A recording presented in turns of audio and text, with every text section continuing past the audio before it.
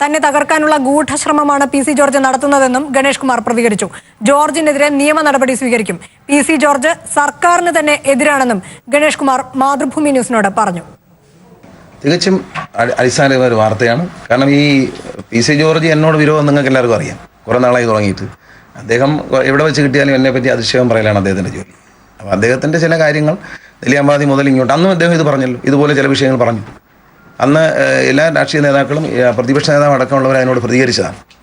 അപ്പോൾ നമ്മൾ ഒരാളെ ഇഷ്ടമല്ലാത്തതുകൊണ്ട് രാഷ്ട്രീയത്തിൽ ഇത്തരം ഒരു മോശമായ സമീപനം ശരിയല്ല.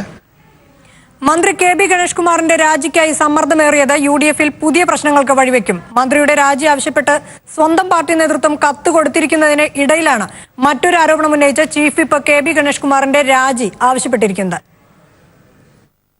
മന്ത്രി കെ ബി ഗണേഷ് കുമാറിന്റെ വ്യക്തിജീവിതവുമായി ബന്ധപ്പെട്ട് ചില ആരോപണങ്ങൾ കുറച്ചു ദിവസങ്ങളായി പ്രചരിപ്പിക്കപ്പെട്ടിരുന്നു. എന്നാൽ ഇത് സ്ഥിരീകരിക്കുന്നതിനുള്ള തെളിവൊന്നും പുറത്തു വന്നിരുന്നില്ല. ആരും ഇത് സംബന്ധിച്ച് പരാതി നൽകിയതായും തെളിവില്ലായിരുന്നു.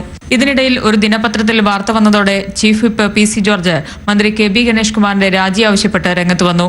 UDF-ൽ വിഷയം ചർച്ച ചെയ്യുമെന്നും പി സി ജോർജ് പറഞ്ഞു.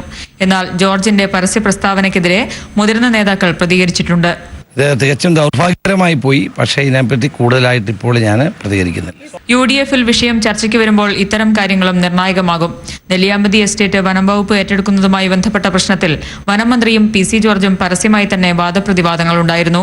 ആർ ബാലകൃഷ്ണപിള്ളയും കെ ബി ഗണേഷ് കുമാറുമായുള്ള തർക്കത്തിലും മന്ത്രി പാർട്ടി പറയുന്നത് അനുസരിക്കണമെന്ന് ചീഫ് വിപ്പ് നിലപാടെടുത്തിരുന്നു. പ്രശ്നങ്ങൾ ഇങ്ങനെ തുടരുന്നതിനിടെ വന്ന പുതിയ വിവാദം രാജിക്കാര്യത്തിൽ തീരുമാനമെടുക്കാൻ മുഖ്യമന്ത്രിക്ക് സമ്മർദ്ദമുണ്ടാക്കും.